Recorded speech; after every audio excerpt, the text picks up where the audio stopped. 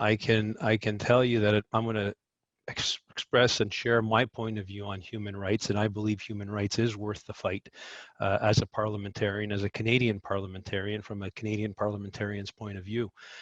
Human rights are the most essential element and component in allowing human existence and human nature to blossom and to grow and to achieve its true potential. Doesn't matter if it's from a commercial point of view, artistic point of view, spiritual, and any other element that human beings excel in.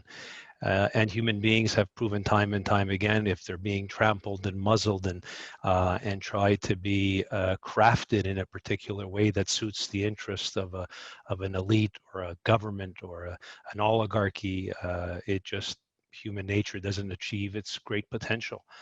Canada, of course, is, I think, a story in the Western world of people who have been facing intolerance and facing persecution and facing economic difficulties. It's a country that embraces us all. We all have similar stories if we're coming from Europe, the Far East, Asia Pacific, South America, wherever in the world. We come to this country for the most fundamental gift that we've all inherited as Canadians, which is freedom. Freedom to think, freedom to express ourselves, to associate, to practice our faith, and to do it in a way that nobody sets parameters for us. And when we emulsify all of that into our Canadian citizenship, we truly achieve our great potential. Canada, of course, has spilled blood fighting for freedom in 2 world wars, in many conflicts. The blood of hundreds of thousands of Canadians have been left over the shores in faraway places fighting for that elusive freedom. And I want to highlight, ladies and gentlemen, that democracy in the 20th and 21st century is relatively a new theory. Most of the world doesn't enjoy the democratic freedoms that we enjoy here in Canada, that a lot of Western democracies enjoy.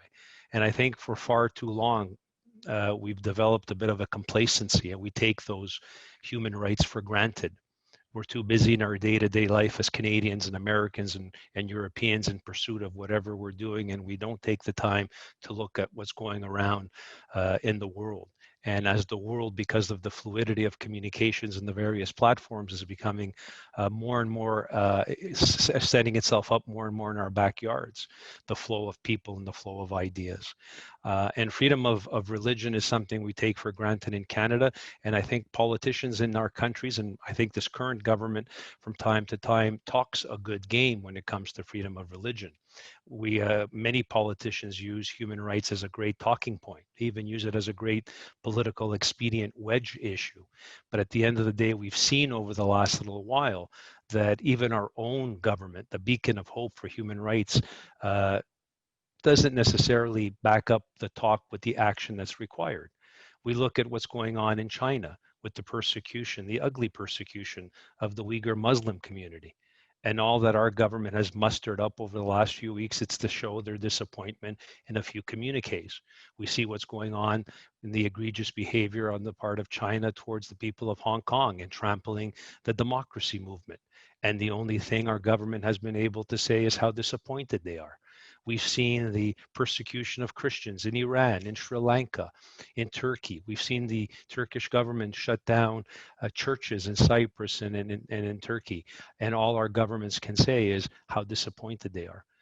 At some particular point in time, it's nice for parliamentarians to express their concern and disappointment whenever fundamental human rights and freedom of religion are trampled upon and infringed upon. But we also have, I think, a moral responsibility to do more than that, especially our democratic countries in the West. I think we should not put commercial expediency and commercial benefit ahead of human rights, ahead of freedom of religion. I don't think we should, every time that something egregious goes on towards a persecution of somebody because of their faith, their culture, their background, that our government should shrug it off, put out a nice communique, and then continue to do business with these governments that don't have fundamental respect for human rights. We see it time and time again, and we keep repeating the same mistakes. I thought we have learned from the atrocities of the Holocaust, from what happened in Rwanda, or what happened in Bosnia and Herzegovina. But it seems like human nature seems to be repeating the same mistakes over and over again. And of course, if we continue to do the same things over and over again, expecting different results, that's of course the definition of insanity. So I know, for example, myself and a couple of my colleagues, Senator No in the Senate, a few months ago, we put forward a motion calling upon our government to implement the Magnitsky Act. For example, it's a law that was passed in this country back in 2017, I think it was, and has been applied on a number of companies that infringe upon human rights. And we've called upon our government to use the Magnitsky Act against the regime in China, to basically not only say we're disappointed about what they're doing to the Muslim minority, the Uyghur people, not only to voice our disconcern regarding trampling Hong Kong democracy movement, but taking action against the perpetrators, holding them to account. It's not enough to say every time Iran does things as a theocratic state to spread hate, to spread extremism, both within their country and around the world. People of Iran deserve freedom. The people of Iran have a long history and a proud history on this earth. And of course, they've been stifled the last few decades by an administration that doesn't allow these people to reach their true potential. And it's not enough for our governments, again, just to voice in dialogue our concern. If human rights are as important to us as trade, for example, we should be showing it. We should be taking action.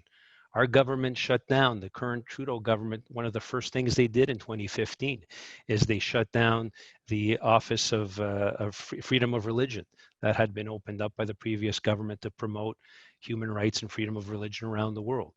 And no one will question Mr. Trudeau's rhetoric on human rights or our Liberal government. On a regular basis, they're staunch defenders verbally of it. But when it comes to concrete action, we have to do more. So I guess my message is to all parliamentarians, we have to be vigilant.